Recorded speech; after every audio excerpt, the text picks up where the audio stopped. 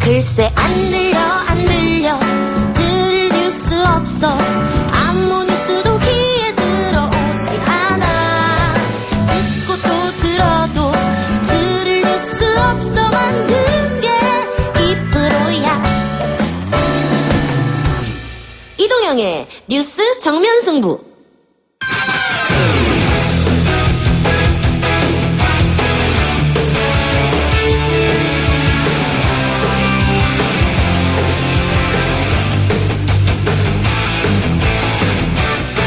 YTN 라디오 이동의 뉴스 정면승부 3부 시작합니다. 매주 이 시간 스포츠 소식 듣고 있습니다. 주간 스포츠 브리핑 조진성 캐스터 나왔습니다. 어서 오십시오. 안녕하십니까. 지난주에는 2019년 대한민국 스포츠를 돌아봤는데 오늘은 2020년 대한민국 스포츠를 전망해보는 시간을 갖도록 하겠습니다. 네. 올해는 도쿄올림픽이 가장 큰 스포츠 축전이죠. 예, 맞습니다. 오는 7월에 일본 도쿄에서 하계올림픽이 열립니다. 네. 우리 대표팀은 금메달 7개에서 10개 이상 따는 것을 목표로 5회 연속 종합 10위 달성을 노리고 있습니다. 예. 자, 7개월 정도 남았는데 선수들은 벌써 선수촌에 입소했습니까? 예, 맞습니다.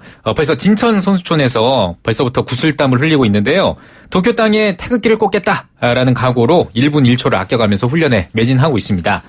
효자 종목인 양궁 선수들 홈터세를 극복하기 위해서 도쿄 현지와 비슷한 환경을 만들어서 이미 적응 훈련에 돌입을 했고요. 예. 과거의 영광을 재현하려는 유도 선수들 끊임없이 밧줄을 오르내렸고요. 사상 첫 출전권을 따낸 럭비 선수들도 무거운 역기를 두 손가락만으로 들면서 열심히 또 구슬땀을 흘리고 예. 있습니다.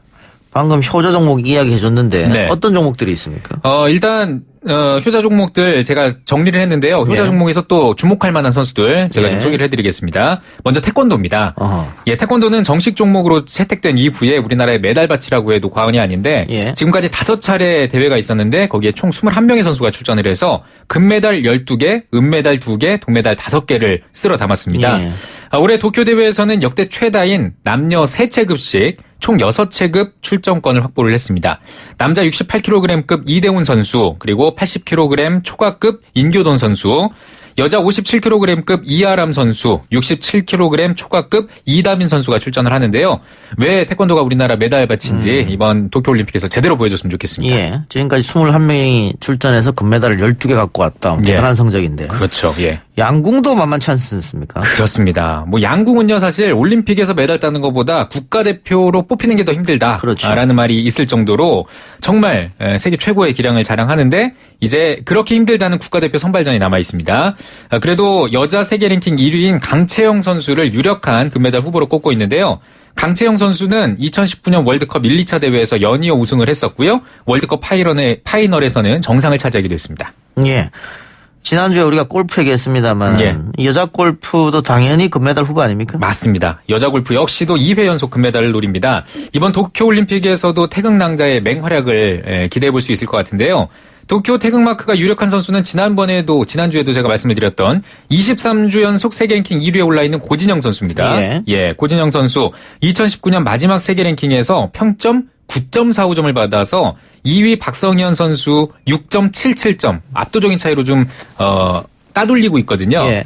그래서 고진영 선수가 가장 좀 유력하고요. 그 뒤로는 박성현 말씀드렸던 박성현, 김세영, 이정은 이런 선수들이 태극마크를 달 확률이 높아 보입니다. 예. 이 밖에 주목할 종목은요? 예. 여러 가지가 있는데요. 사격이 있습니다. 아하. 사격 종목 최초로 올림픽 3연패를 이뤘던 진종호 선수가 있는데 또 출전합니까? 예. 거의 이제 예. 선수 생활의 피날레를 여기서 장식할 것 같은데 금으로 좀 장식했으면 좋겠습니다. 예, 그리고 펜싱도 있는데요. 남자 사부르 세계 랭킹 1위를 달리고 있는 오상욱 선수가 금메달 기대해 줍니다. 예, 그리고 지난 베이징 올림픽에서 금메달을 거둔 야구. 네, 그렇죠. 이번 도쿄올림픽에 다시 정식 종목으로 채택됐어요. 맞습니다. 12년 만에 정식 종목으로 다시 돌아왔는데요. 야구에서도 우리 대표팀 금메달을 노립니다. 근데 우리나라가 주의해야 될 게 네. 일본의 홈터세입니다. 아하. 프리미어 12 경기에서도 그렇고요. 야구뿐만 아니라 이 메달을 경쟁하는 유도라든지 이런 예. 일본과 경쟁하는 이 종목에서는 일본의 홈터스를 좀 조심해야 될 것 같은데요. 전례가 분명히 있기 때문에 실력으로 좀 씹어 먹었으면 좋겠습니다. 특히 야구는 일본에서도 꼭 금메달을 가져갔으면 하는 그렇죠. 종목이니까 예. 더 터세가 심할 수 있겠죠. 심판 문제도 있을 테고요. 그렇죠. 경기 일정 문제도 있을 테고. 예. 알겠습니다. 자, 스켈레톤의 윤성빈 선수가 시즌 첫 우승을 차지했네요. 예, 아주 오랜만에 우승 소식을 전해왔는데요. 한국 스켈레톤의 간판 윤성민 선수가 스켈레톤 월드컵 3차 대회에서 시즌 첫 우승을 차지했습니다. 1, 2차 시기 합계 1분 52초 95를 기록해서 0.05초 차의 박빙의 차이로 정상에 오르게 됐는데요. 이로써 윤성민 선수는 11개월 만에 정상에 오르게 됐습니다. 그리고 통산 10번째 금메달을 목에 걸면서 스켈레톤 황제의 건재를 알렸습니다. 벌써 1년이 지났네요. 지난 올림픽 금메달 땄으니까. 네. 그렇죠? 시간이 쏜살같이 흐릅니다. 예. 자, 이번엔 야구 소식 들어볼까요? 네. 기아의 안치홍 선수가 롯데로 옮겼습니다. 맞습니다. 이 소식은 거의 뭐 예전에 롯데에 있던 김주찬 선수가 기아로 옮겼을 아하. 때의 충격만큼이나 굉장히 좀 큰 충격으로 좀 다가왔던 것 같은데요. 예. 롯데가 안치홍 선수와 계약 기간 2년에 최대 총액 26억 원 FA 계약을 맺었습니다. 예. 그 롯데가 그 단장이 메이저 출신인데 예, 바뀌었잖아요. 예, 송민규 단장이. 예. 이번 합의도 그래서 메이저식으로 했다. 맞습니다. 좀 그동안 볼 수 없었던 독특한 계약입니다. 네, 옵트 아웃이라는 예. 계약인데요. 지금까지 KBO 리그에서는 한 번도 볼 수 없었던 계약입니다. 지금 예. 이 작가님이 말씀해주신 것처럼 이 옵트 아웃이란 일정한 기간을 뛰고 나면 자유계약 신분, 그러니까 FA가 돼서 타 구단과 자유롭게 계약할 수 있는 조항을 말하는데요. 류현진 선수가 처음에 다저스와 계약할 때 이 옵트 아웃 조항이 있었기 때문에 좀 우리 국내 팬들에게도 좀 알려졌던 예. 그런 조항인데, 예, 그러니까 2년 계약하고 옵트아웃. 그렇죠. 2년 계약하고 나서 2년이 지나고 나서 만약에 안치홍 선수가 잘하면 잘하면. 돈을 더 주고 2년을 더 계약할 수도 있고, 만약에 그게 아니라 안치홍 선수가 2년이 지났는데 FA를 하고 싶다. 나는 타구단에 좀 더 나의 어떤 가치를 좀 예. 인정받고 싶다. 이렇게 해서 FA를 신청할 수도 있고 롯데에 남아서 더 뛸 수도 있고 예. 이런 상황이 되는 거죠. 안치홍 선수가 어떤 본인의 능력을 스스로 믿고 이런 결정을 했다고도 볼 수 있겠네요. 그래도. 예, 지난번 류현진 선수가 그랬잖아요. 예. 그리고 롯데 입장에서도 첫 2년, 그러니까 통상 4년 계약을 하는데 4년 계약을 하다 보면 사실 FA 바로 전해에 좀 열심히 FA 로이드라고 하는데 예. 그 전해에 좀 열심히 하고 그 전에는 약간 좀 나태해질 수도 있는데 예. 그거를 좀 줄일 수 있는 예. 그런 방법이어서 지금 FA 시장이 좀 얼어붙어 있는데 그런 것들을 좀 예. 활성화시킬 수 있는 방안이 될 수 있지 않을까 싶기도 합니다. 롯데가 지난 시즌 최하위 그런 원인 중에 하나가 고질적 그렇죠. 수비 문제. 예. 안치홍 선수가 2루로 가게 되면은 내야 수비도 보강이 되겠네요. 네. 그리고 유격수도 또 외국인 선수 또 예. 데리고 와서요. 예. 센터라인이 아주 강건해진 것 같습니다. 예. 기아 팬들은 많이 아쉬워하고 롯데 팬들은 박수 치는 것 같습니다. 그렇죠. 예. 안치홍 선수의 빈자리를 누가 채울 수 있을까요? 이렇게 되면 그 롯데가 단장 바뀌고 나서 상당히 흐름은 지금까지 좋습니다. 외국인 네. 선수 영입도 그렇고. 지금 스토브리그의 중간 평가, 팬들이 평가하는 거는 롯데가 지금 압도적으로 예. 제일 잘한다 이런 평가를 좀 받고 있습니다. 그러면 올해는 좋은 성적 나는 겁니까? 그럴 것 같습니다. 예. 이게 좀 심상치가 않아요. 예. 전준우까지 잡으면 예. 롯데가 좀 일 낼 수 있을 것 같습니다. 예. 예. 롯데 팬들 올 시즌 기대가 많겠네요. 예. 알겠습니다. 오늘 수고하셨습니다. 예. 주간 스포츠 브리핑 코너도 오늘 마지막으로 하는데 예. 야구 시즌에 다시 돌아오시기 바랍니다. 좀 쉬었다 오겠습니다. 예, 지금까지 조진성 캐스터였습니다. 고맙습니다. 이동영의 뉴스 정면 승부 청취자 여러분 안녕하십니까? 이동영의 뉴스 정면 승부에서 기염을 담당하고 있는 이동영의 뉴스 정면 승부 마스코트 박준 변호사입니다. 지금 청취율 조사 기간입니다. 지금 사시는 데가 경기도 파주시 맞으시고요. 네. 네, 어제 라디오 어떤 것들이 평일에는요, 이동경의 정면 승부요. 어디 YTN. YTN 그 네. 몇 시 때 들으신 거예요? 5시에서 7시까지 하는 거요. 이동영님 뉴스 이거 이게 거의 뉴스를 주로 다루는 거니까 이거를 주로 들어요. 그러니까 이동영 1부부터 2부하고 그 중간에 뉴스하고 3, 4부가 뒤에 하니까. 예, 맞아요. 예. 주로 이동영의 뉴스 정면 승부를 들어요. 네. 잠깐 화장실 간 거 빼고 다 들었어요. 꼬박꼬박 7일 중에요. 5일 정도 월요일부터 금요일까지는 매일 이동영의 뉴스 정면 승부는 맨날 들어요. 이동형의 뉴스 정면 승부. 우리 모두 지금은 이동형의 뉴스 정면 승부를 듣고 있습니다. 이동형이야. 지금까지 이동형의 뉴스 정면 승부, 이동형의 뉴스 정면 승부, 이동형의 뉴스 정면 승부 마스코트 박준이었습니다.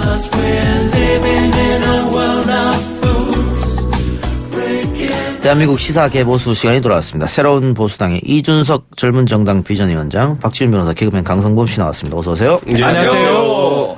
예, 총선 대비 개편으로 코너가 속속 폐지되고 새롭게 생기는 시사 개보수도 오늘이 마지막입니다. 아, 폐지입니까?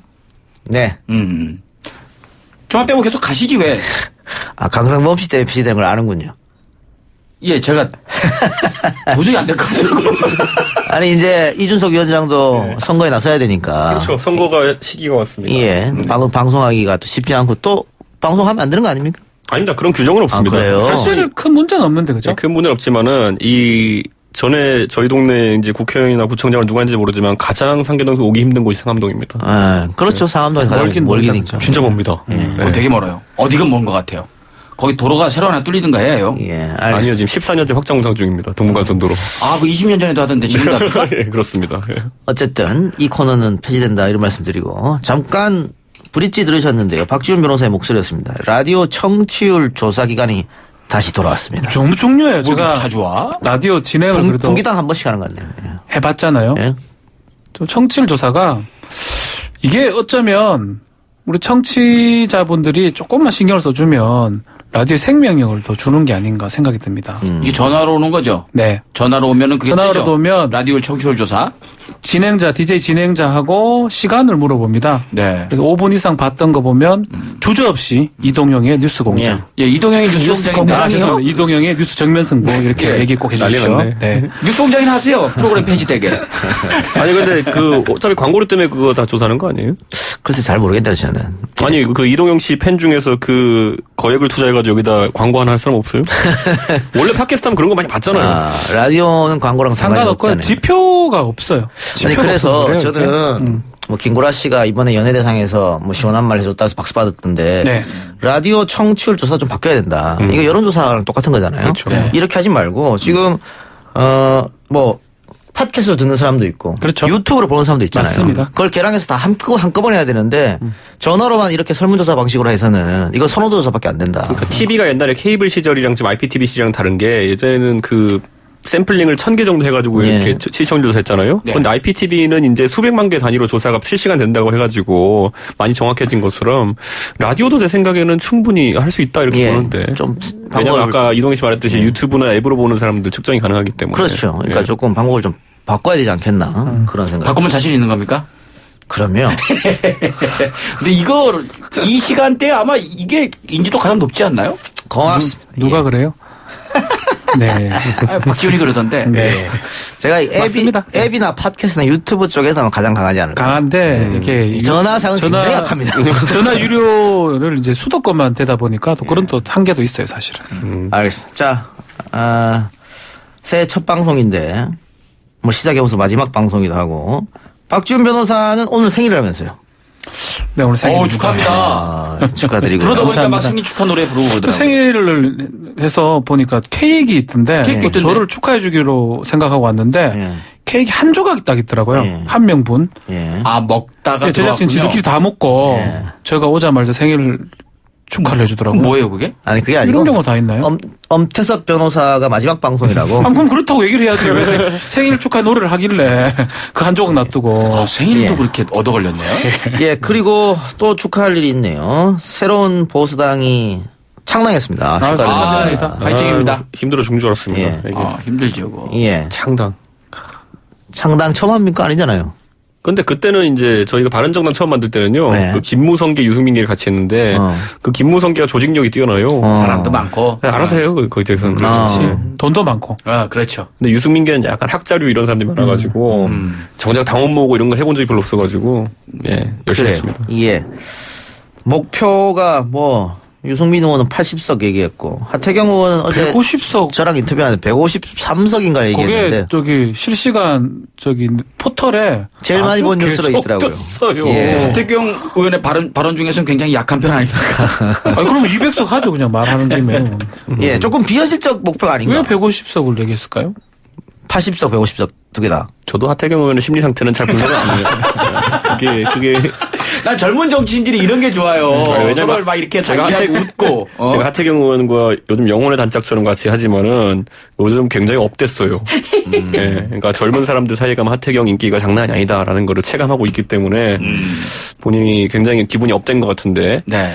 이게 정치인이 빠지면 안 되는 함정 중에 하나가 뭐냐면은 나를 좋아하는 사람 사이에 있으면은 뭐든 할 수 있을 것 같다는 착각에 빠질 때가 있습니다. 요즘 그런 경우를 많이 보고 있죠. 그러니까 네. 그렇기 때문에 저는 하태경 의원도 2030에서는 인기 킹왕짱이지만은 맞아요. 그걸 벗어나가지고 이제 밖으로 넓힐 생각해야죠. 예. 자, 어제 하태경 의원과 제가 인터뷰했을 때 오늘 오전에 영입 인사를 발표하겠다. 젊은 사람이다. 이렇게 저도 얘기했는데. 기다렸거든요. 없어요 아직까지 발표가. 이준석 발표하려고 했나 보지. 본인 영입이에요? 아니, 그게 이제 뭐냐면 저희가 창당하면서 이제 젊은 청년 대표들을 영입하기로 했었는데 이게 잘 생각해보시면 이런 게 있어요. 젊은 사람 대표를 영입할 때 저도 그런 과정 겪었지만은, 생각보다 이제 자신이 속한 조직의 동의를 얻는 과정이 좀 걸려요. 그럴 수 있죠. 네, 또 아주 젊은 경우엔 가족의 동의를 받아야 되는 경우도 생기고, 예. 다니고 있는 직장에서 동의를 받아야 되는 경우도 생기고, 네, 뭐 그렇기 때문에 뭐 그런 것 때문에 좀 늦어진다. 이성 쪽은 젊은이들 쭉쭉 들어오는 것 같은데 그쪽은 좀 동의를 안 하시는 모양이죠?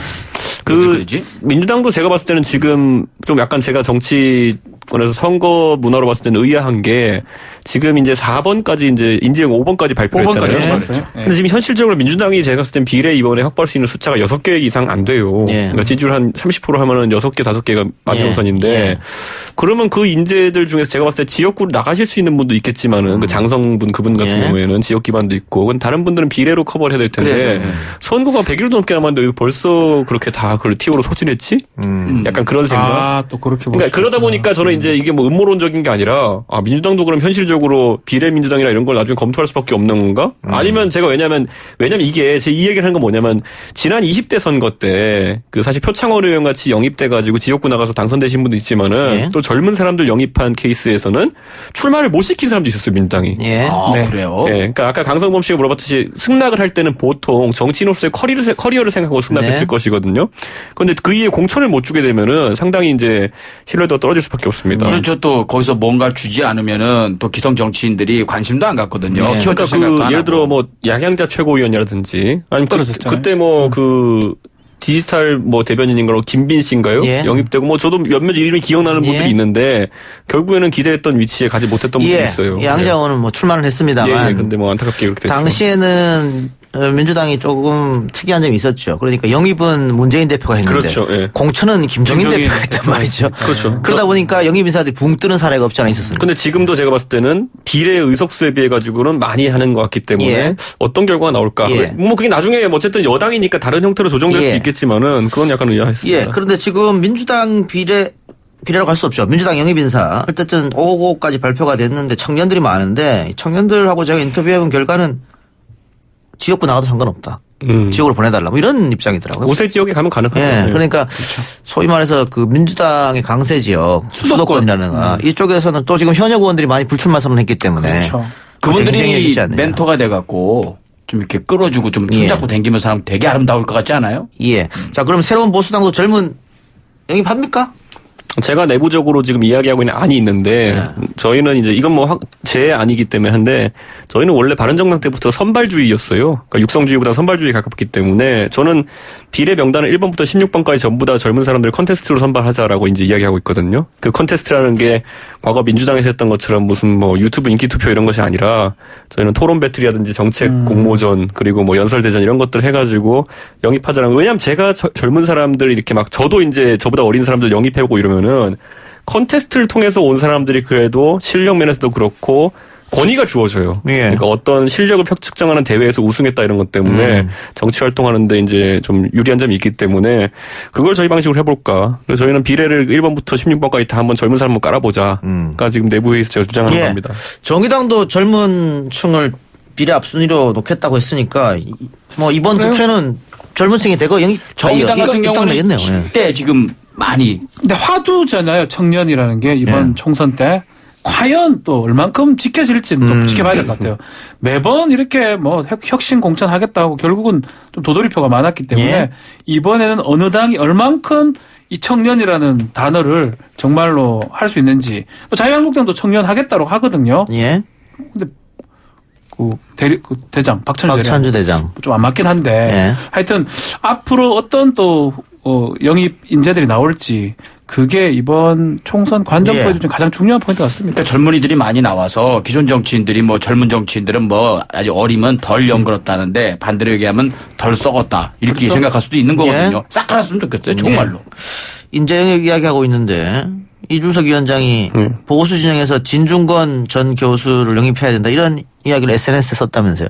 영입을 해야 된다는 것이 아니라 네. 영입을 계속 얘기하는 사람들이 있어요. 근데 제가 봤을 때 웃기는 얘기인 게 제가 SNS에 썼지만 진중권 교수는 진보에서 보수로 넘어오기 위해서 또는 보수가 되어가지고 그런 어떤 조국 장관에 대한 일련의 사태를 비판하는 것이 아니라 예. 그냥 본인이 봤을 때 비상식이라 생각하기 때문에 비판하는 거예요. 예. 근데 그 가끔 이제 보면 뭐 이건 진영으로 막론하고 네.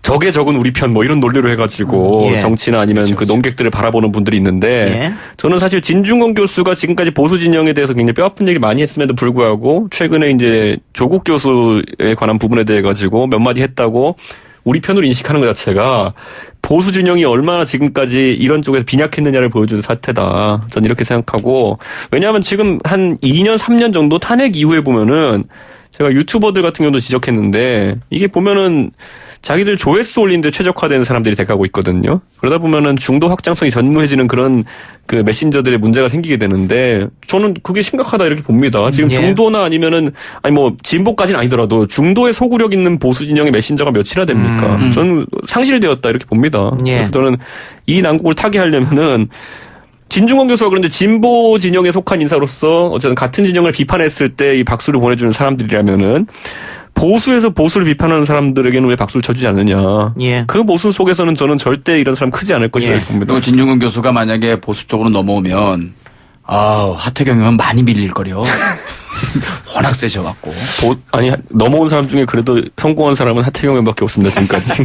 국회의원 된 사람은 예. 하태경 그 중도층 공략 이야기했으니까 뭐 유튜브도 그렇고요. 사실은 진영놀이로 계속해서 유튜브 방송을 내보내니까 뭐 진보나 보수나 마찬가지로 자유한국당 내부에서 지금 부글부글 하고 있다. 지도부에 대해서 하는 이유도 이렇게 지금처럼 이렇게 해서 과연 중도층을 공략할 수 있겠느냐 이런 문제제기 같아요. 그렇죠. 불가능하다고 본 것 같아요. 사실은 이 지도층 자체가 너무 보수 유튜버를 뭐 맹신한다고 해야 되나요? 예.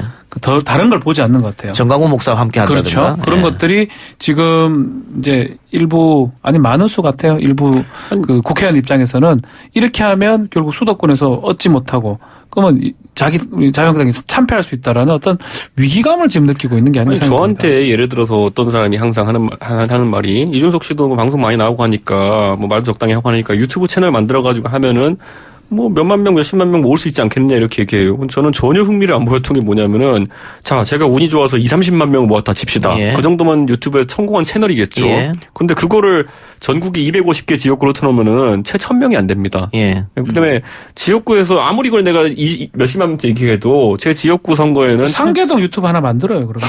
근데 그런 걸로 어떻게 20만 3명을 또 모으겠습니까? 예. 그렇게 해서 기천을 모으기도 어려운 상황이고 저는 그러다 보면은 결국에는 사실 아주 얕은 전국에 퍼져 있는 그런 시청자를 대상으로 이야기하는 건데 사실 종편 방송이나 이런 방송으로 올라가게 되면은 그 시청률 1, 2%만 나오면은 그게 전국 단위로 몇십만 명, 몇백만 명 아니겠습니까? 예. 근데 유튜브는 굉장히 많이 보는 것 같으면서도 굉장히 짠맛을 강화해가지고 특정 지지층만 보게 되는 방송이 돼요. 그러다 보니까 저는 사람들이 오히려 거기에 최적화해가는 방향 속에서 많이 망가졌다 이런 생각을 합니다. 제가 팁을 하나 드리면 저도 전통시장 행사 같은 거 많이 가잖아요. 네. 요즘엔 시장이 발달이 많이 돼가지고 시장마다 그 라디오 방송들이 있어요. 네. 시장 안에 방송되는 네. 거. 그거 일주일에 한 번씩 하시면 게스트로 굉장히 도움될 거요. 방송국 요즘 얼마 정도예요 행사비? 저는 일부러 세게 불러서 정치행사 안 가고 있습니다. 그만하려고요. 그냥 조용히 있으려고요. 한번 초대할까 했더니 자, 3부 순서 여기서 마무리하고요. 광고 듣고 와서 토론 이어갑니다. 뉴스 신동 이 작가와 함께하는 비포장 뉴스 해학 뉴스 정면 승부.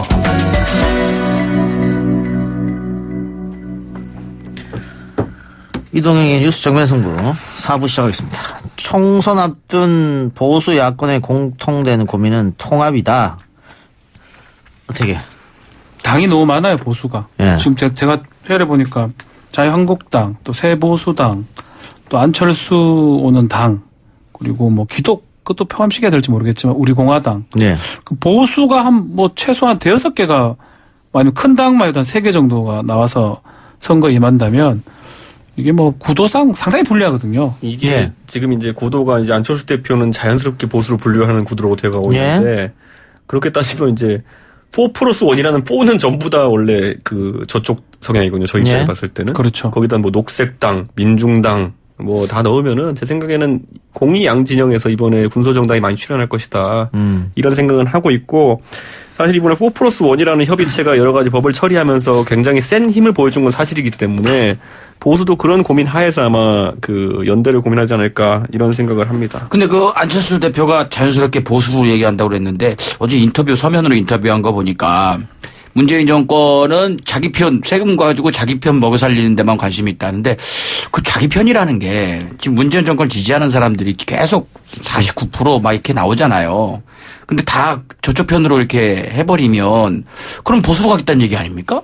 원래 안철수 이 말은 좀 안 좋은데 생각이 들더라고요. 중도니까 뭐. 원래 안철수 대표가 이제 중도 정치인도 여러 가지가 있어요. 사실 중도라 얘기하지만은 근데 기득권 양당이라고 하는 어떤 기존 체제를 비판하면서 그들에 대한 정치 혐오를 기반으로 만든 중도라는 것은 그게 숙명이에요. 결국에는. 상당히 이제 자기와 다른 극단에 있는 사람들 비판하면서 가야 되는 것이기 때문에 저는 안철수 대표가 이번에 귀국하기로 결심한 것도 결국에는 양당에 대한 혐오감이 커져가지고 중간이 넓어졌다는 개인적인 판단이 있는 것 같은데 예. 아까 강성범 씨 말한 대로 대통령 지지율이 한 47까지 보통 나오고 48, 49 어떤 조사는 50까지 나오는 상황 속에서는 저는 아까 말했듯이 그 지형이 생각보다 크지 않을 수 있다. 이게 아마 안 대표의 고민이 아닐까 생각합니다. 어쨌든 타이밍을 본 것 같아요. 그 중간 영역도 봤겠지만 지금 황교안 대표의 리더십이 많이 흔들리고 있거든요.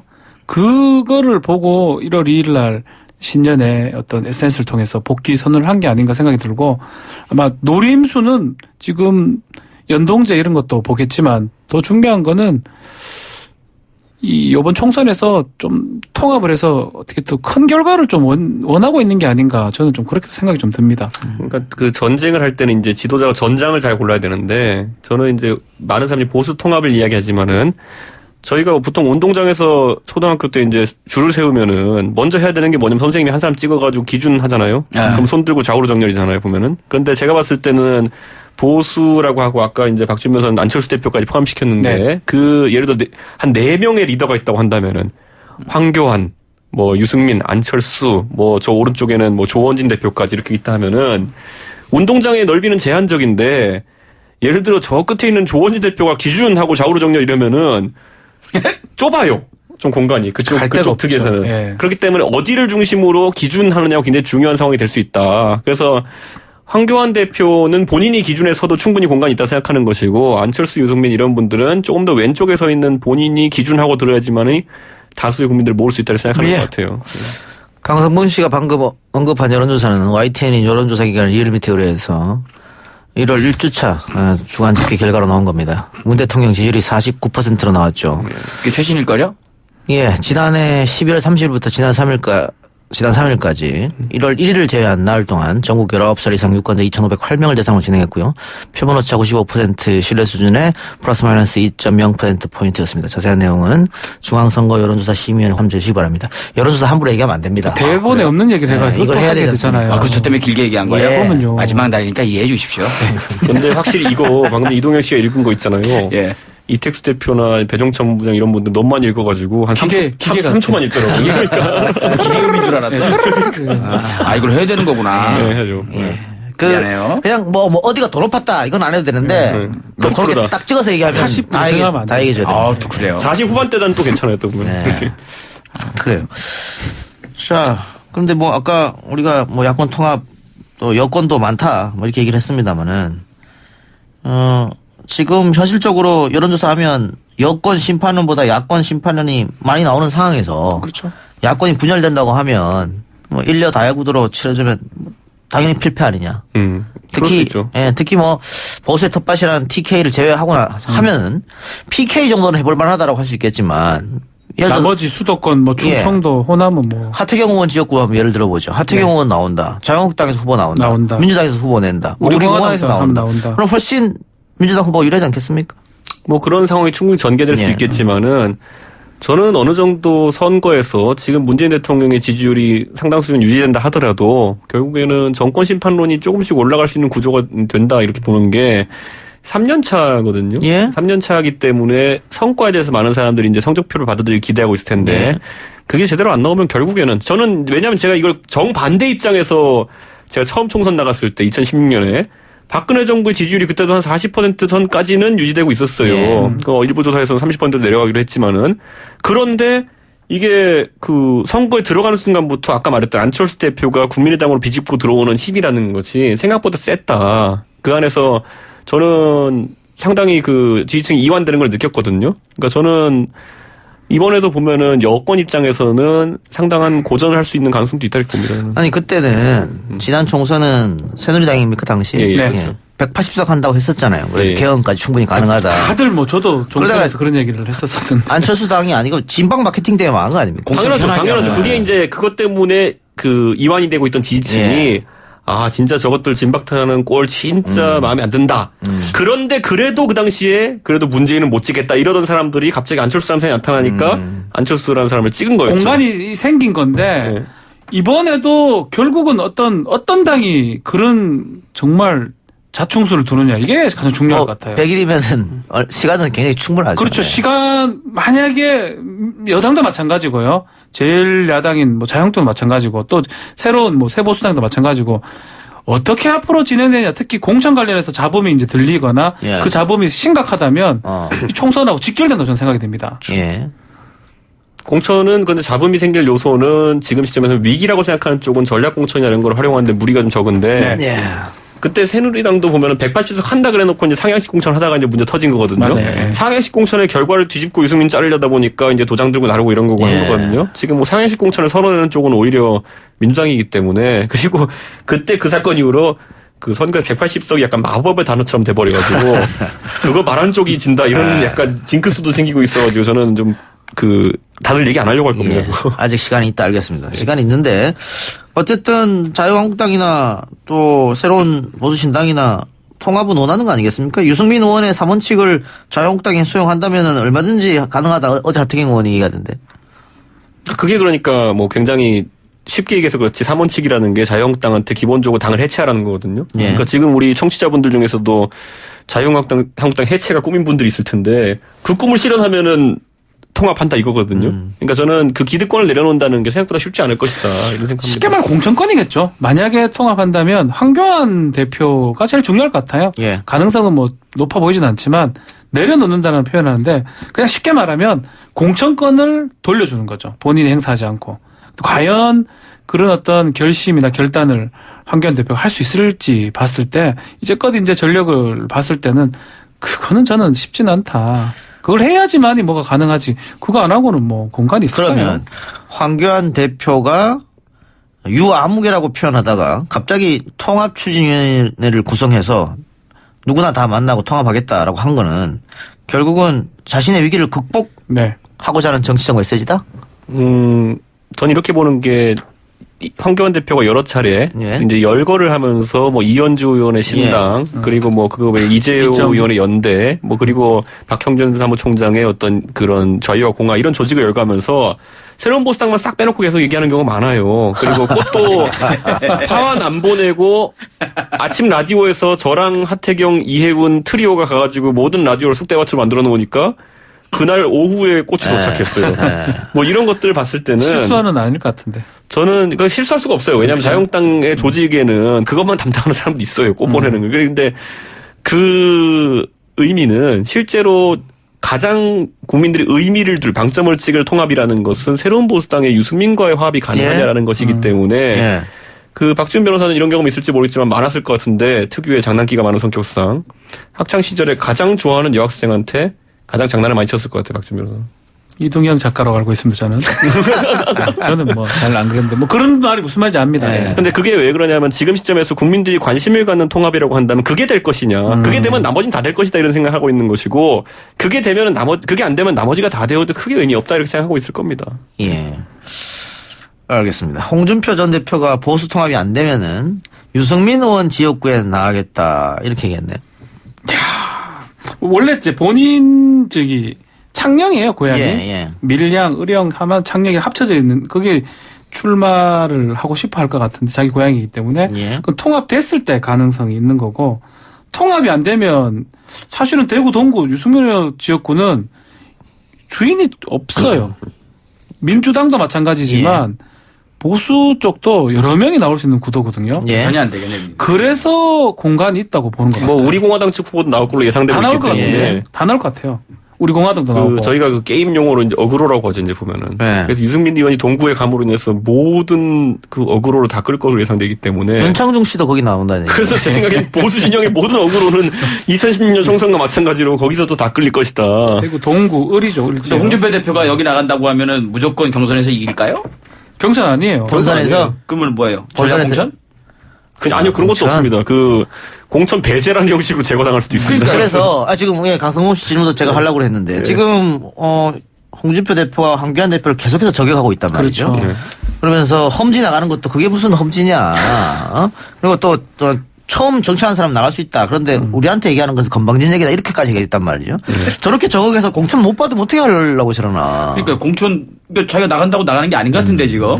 저희가 뭐 홍준표 대표 사는 것까지 걱정할 필요는 없을 것 같다 이런 생각을 하는데 아 미안합니다. 그게 왜냐면 홍준표 대표가 생각보다 팬층이 두터워요 보수 쪽에서는. 그렇기 때문에 그럼 공천 못 받으면 무소속으로 나간단 말입니까? 그럴 가능성도 저는 그래 있습니다. 보는데. 그래서 살아날 가능성이 있고 저는 홍준표 대표가 어쨌든 대선주자급이기 때문에 지난 대선 나와서 저는 영남 지역에서는 사실 어느 정도 골라서 약한 후보, 약한 자유한국당 후보를 골라서 상대하면은 충분히 가능성이 있다고 봅니다. 인지도 쪽에 봤을 때는 뭐 홍준표 전 대표 같은 경우는 TK 지역에서는 뭐 압도적이라고 봐야 되겠어요. 선거할 때 저도 이렇게 제가 이제 안철수 대표랑도 선거를 치러보고 이제 뭐 김성원 의원하고 선거 치러보고 다 해봤지만은 선거할 때 가장 만나기 싫은 상대가 약한 상대, 강한 상대 이런 거 없어요. 인지도요. 뭔가 날 짜증나게 할 상대를 만나기 제일 싫어해요. 네, 그런데 그런 측면에서 뭐 홍준표 대표는 워낙 그 세니까. 달변가이기도 하고 이러다 보니까 좀 상대하는 후보가 좀 짜증 날 겁니다 보면. 지금 유승민 그 의원 걱정할 게 아니고 지금 거기 안철수 전 의원 네. 오면은 같은 지역구 아니세요?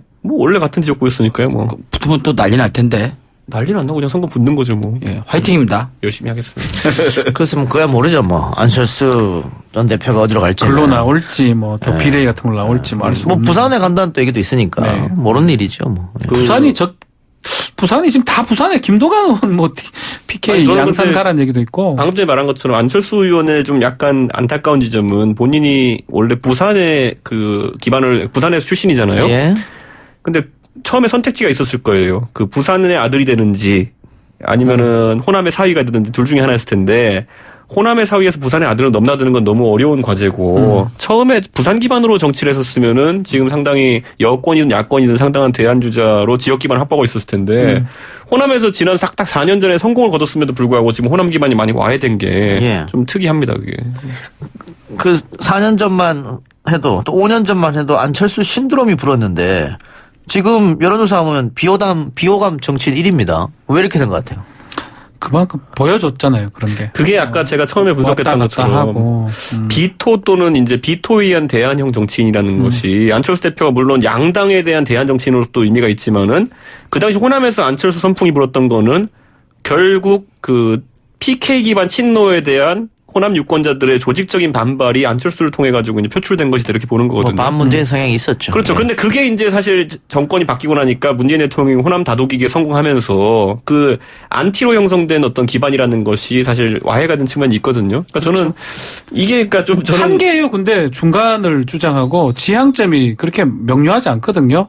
그렇기 때문에 양쪽 다한테 인기를 얻을 수도 있지만 양쪽 다한테 욕먹을 수도 있고. 욕먹을 수밖에 없고 그래서 지금 그런 그 조사를 해보면 또 압도적 1위예요 지금 그런 상황이거든요. 지금 양쪽이 욕먹고 있는 상황이니까 빨리 분위기 바꿔야 될 텐데. 그리고 또 왔다가 당 깨고 철수하고 돌아오고 이게 반복되다 보니까 아마 정치를 바라보는 국민들 입장에서는 아주 신물남을 느꼈지 않았을까 생각이 듭니다. 지구력 독심은 되게 강해지셨을 것 같아요. 아니, 저는 마라톤 저는 이걸 한번 짚어보고 싶은 게 안철수 대표에 대해서 제가 이제 안철수 대표는 측근이랑 친하니까 항상 얘기했던 게 돌아올 건 전 확신한다. 귀국해서 정치 활동 재개할 건 누구나 계속 그 확신하겠지만 말씀하셨잖아요. 예. 그런데 와서 공항에서 한번 굉장히 국민들이 주목하는 그 시간이 있을 거다. 모든 종편사와 보도 채널이 가가지고 라이브로 중계할 거다. 안철수 대표 귀국하는 모습은.